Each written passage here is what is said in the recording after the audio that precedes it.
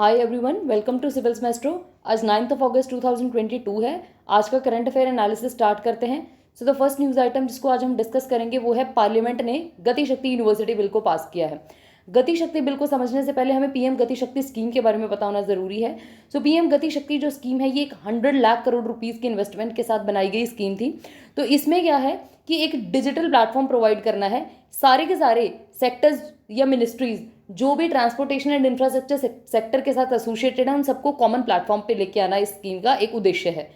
तो ये जो गति शक्ति यूनिवर्सिटी बनेगी, ये यूनिवर्सिटी है जो ये एक मल्टी मॉडल यूनिवर्सिटी होगी जहाँ पे सारे के सारे जितने भी ट्रांसपोर्टेशन सेक्टर के साथ एसोसिएटेड सेक्टर्स हैं, जैसे कि वाटरवेज है, रेलवेज है, पोर्ट्स हैं, रोड्स हैं, इन सब को एक जगह पे इसका रिसर्च इंस्टीट्यूशन बनाया गया है, गति शक्ति यूनिवर्सिटी।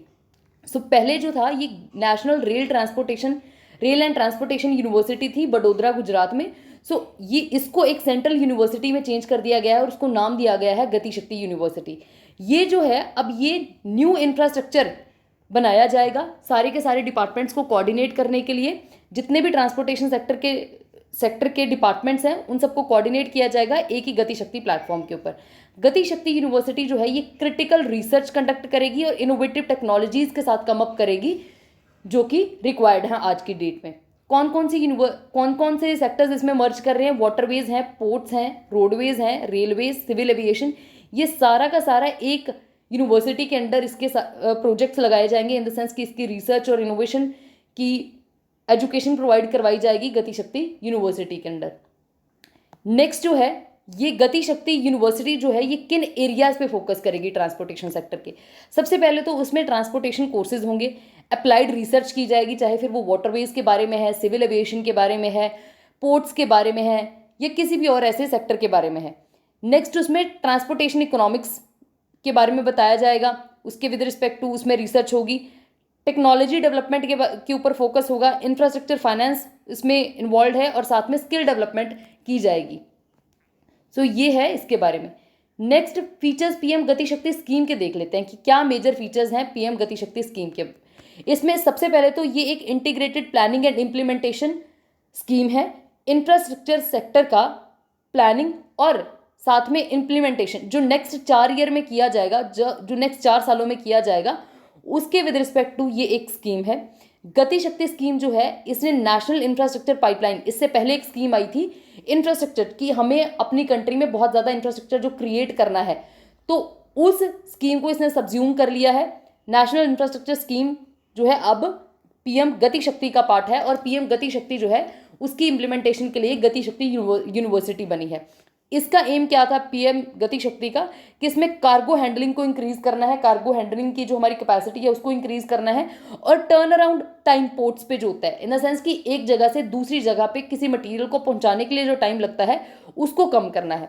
ये जो इसमें क्या था और कि 4G कनेक्टिविटी प्रोवाइड की जाएगी सारे के सारे विलेजेस को। 17,000 किलोमीटर का गैस पाइपलाइन का नेटवर्क जो है बिछाया जाएगा ताकि गैस सप्लाई की जा सके हिंटरलैंड एरियाज में। उसके अलावा 11 इंडस्ट्रियल कॉरिडोर बनाने की बात हुई थी और 2 न्यू डिफेंस कॉरिडोर्स, एक तमिलनाडु में और एक यूपी में, ये बनाने की बात जो है ये पीएम गति शक्ति के अंडर की गई थी। नेक्स्ट जो है न्यूज़ आइटम आपकी है कि सेबी ने अभी एक कमेटी सेटअप की है फॉरेन पोर्टफोलियो इन्वेस्टर्स के ऊपर। सेबी ने एक एक्सपर्ट ग्रुप सेटअप किया है फॉरेन पोर्टफोलियोज के ऊपर ताकि किस तरीके से फॉरेन पोर्टफोलियो इन्वेस्टर्स को ज़्यादा से ज़्यादा इंडिया में अट्रैक्ट किया जाए। ये एडवाइजरी ग्रुप जो है इसमें 15 मेंबर्स होंगे और इसको हेड करेंगे केवी सुब्रमण्यम। ये जो है पहले इंडिया के चीफ इकोनॉमिक एडवाइजर रह चुके हैं। इसमें जो 15 मेंबर्स हैं इसमें रिप्रेजेंटेटिव्स होंगे फॉरेन बैंक्स के, स्टॉक एक्सचेंज डिपॉजिटरीज के और आरबीआई के मेंबर्स होंगे इसमें।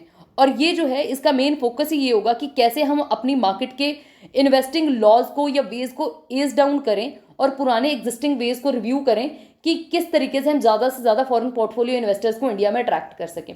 अब फॉरेन पोर्टफोलियो इन्वेस्टमेंट होती क्या है? फॉरेन पोर्टफोलियो इन्वेस्टमेंट जो है ये एक काइंड ऑफ इसमें क्या होता है कि सिक्योरिटीज़ इंक्लूड होती हैं, बाकी फाइनेंशियल एसेट्स इंक्लूड होते हैं कि सिक्योरिटीज़ में, फाइनेंशियल एसेट्स में फॉरेन कंट्री के इंडिविजुअल जो हैं वो हमारी कंट्री में इन्वेस्ट करते हैं। इसमें सबसे इंपॉर्टेंट बात ये होती है कि एफडीआई से एफपीआई का क्या डिफरेंस है कि एफपीआई में जो इन्वेस्टर्स होते हैं उनकी कोई डायरेक्ट ऑनरशिप नहीं होती है फाइनेंशियल एसेट्स के ऊपर, जिसकी वजह से ये रिलेटिवली लिक्विड होते हैं, ज़्यादा लिक्विड होते हैं। फॉरेन पोर्टफोलियो इन्वेस्टमेंट के एग्जांपल्स हैं बॉन्ड, म्यूचुअल फंड्स और एक्सचेंज ट्रेडेड फंड्स, ईटीएफ्स बोलते हैं इनको। और ये एक पैसिव ऑनरशिप स्कीम है जिसमें जो ऑनर होता है, इन द सेंस कि जो एफपीआई इन्वेस्टर होता है उसका कोई भी डायरेक्ट ऑनरशिप नहीं होती है, प्रॉपर्टी के बीच में उसका कोई भी स्टेक इन्वॉल्व नहीं होता है। सो ये एफपीआई के बारे में है। उसके अलावा ये कमेटी क्या क्या एडवाइस करेगी? सबसे पहले तो ये कमेटी जो है ये इन्वेस्टमेंट और ऑपरेशंस जो भी एफपीआई के होते हैं फाइनेंशियल मार्केट्स में उसके ऊपर जो है एडवाइसेस देगी, उसके ऊपर सजेस्ट करेगी चीज़ें कि कैसे इस सेक्टर को इम्प्रूव किया जा सकता है। उसके अलावा measures to facilitate ease of doing business by FPIs, कि कैसे ज़्यादा से ज़्यादा तरीकों को आसान किया जाए कि ज़्यादा से ज़्यादा एफपीआई जो हैं इंडिया में आए। उसके अलावा जो अवेन्यूज़ अवेलेबल हैं, जो वेज से वो अभी आते हैं, वो अवेन्यूज़ को रिव्यू करना कि उसमें कोई लूप होल तो नहीं है, क्या वो कम्बरसम तो नहीं बना रहे हैं प्रोसेस को, उसको एनालाइज करना। उसके अलावा फिजिबिलिटी, जो नए कानून बनाए जाएंगे इन द सेंस कि जो नए वेज वो सजेस्ट करेगी उसकी फिजिबिलिटी वो पहले से ही देख लेगी, कि पहले से ही उनको टेस्ट करके देख लिया जाएगा कि क्या वो फिजिबल है या नहीं। उसके अलावा मेजर्स सजेस्ट करेगी कि कैसे एफपीआई की पार्टिसिपेशन को बॉन्ड मार्केट में और ज़्यादा स्ट्रेंथन किया जाए। ये था आपकी ये कमेटी जो एडवाइसेस देगी। उसके अलावा सेबी के बारे में थोड़ा सा देख लेते हैं। सेबी जो है एक स्टैट्यूटरी बॉडी है, ऑटोनोमस बॉडी है। ये 1992 में बनाई गई थी, SEBI security and exchange board of India act 1992 के अंडर।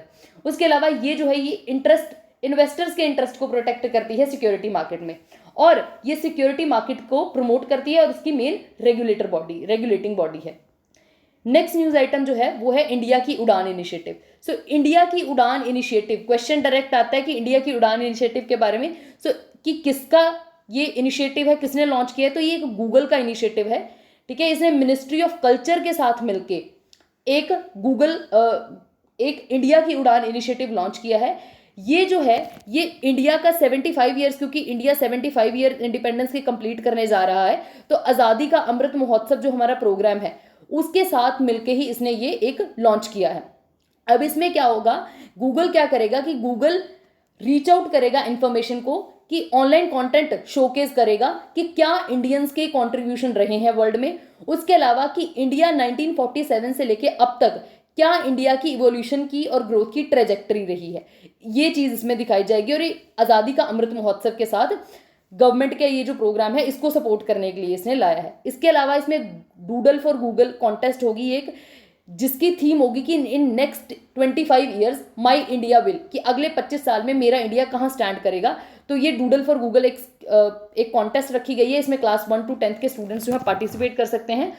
और ये जो उड़ान इनिशिएटिव है, इंडिया की उड़ान इनिशिएटिव है, इसका थीम है कि unwavering and undying spirit of India over 75 years, की पिछले आने वाले टाइम में इंडिया बहुत अप एंड डाउन से गया है, लेकिन इंडिया की अनडाइंग और अनवेवरिंग ये हमारी स्पिरिट रही है जो इंडिया को आज बाकियों से अलग बनाती है और इतनी हम ग्रोथ कर पाए हैं।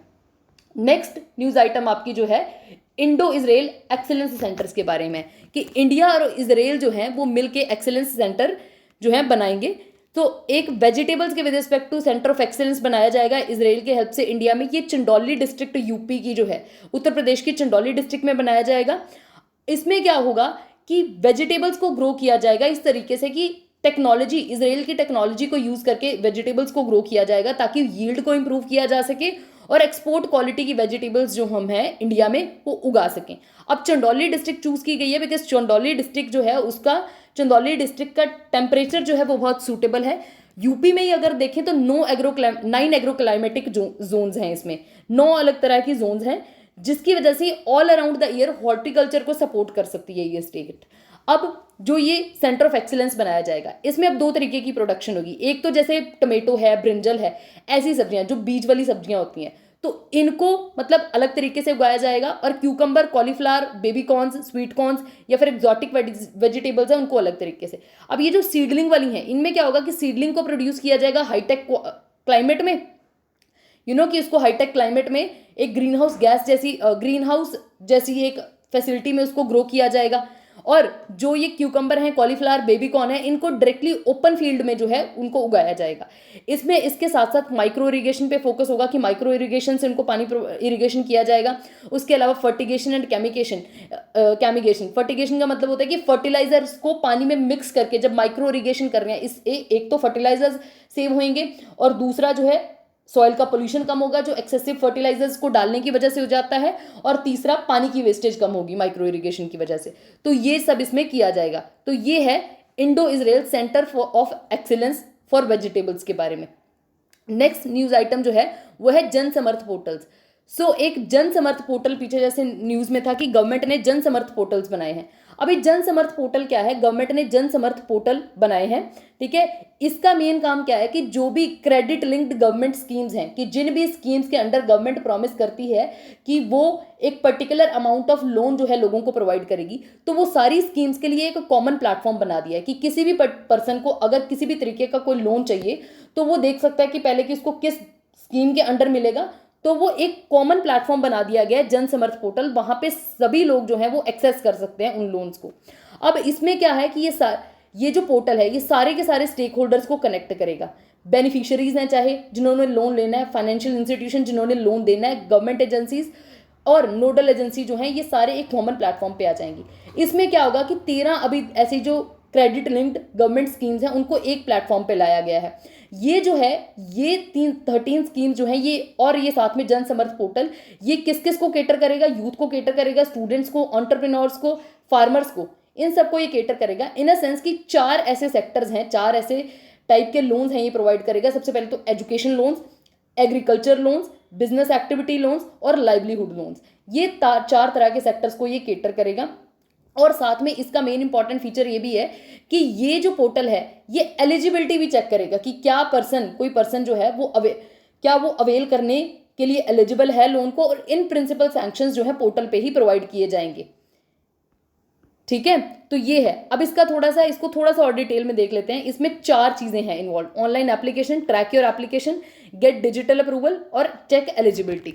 तो इसमें क्या है? सबसे पहला तो आपका ये है कि चेक एलिजिबिलिटी वाला है कि अगर किसी पर्सन को, सपोज करो कि if somebody wants to have take a loan, तो उस पर्सन को वो लोन जो है कि सबसे पहले तो वो अपनी एलिजिबिलिटी चेक करेगा कि इस पोर्टल के ऊपर वो उसको कुछ क्वेश्चंस पूछे जाएंगे, उस क्वेश्चन की बेसिस पे अगर वो मैच हो जाते हैं, ठीक है, तो अगर वो क्वेश्चंस मैच हो जाते हैं तो वो पर्सन जो है उसको वो पोर्टल पे उसको बता दिया जाएगा कि वो किस पर्टिकुलर स्कीम के अंडर लोन लेने के लिए जो है अप्लाई कर सकता है।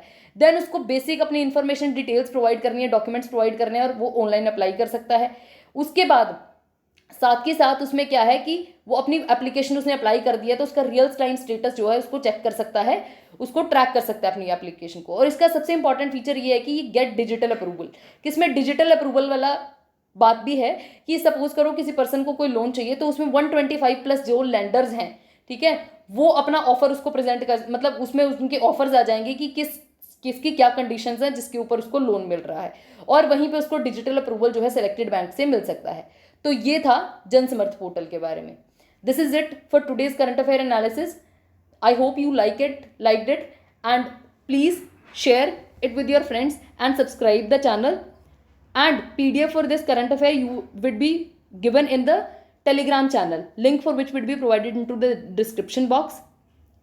Thank you.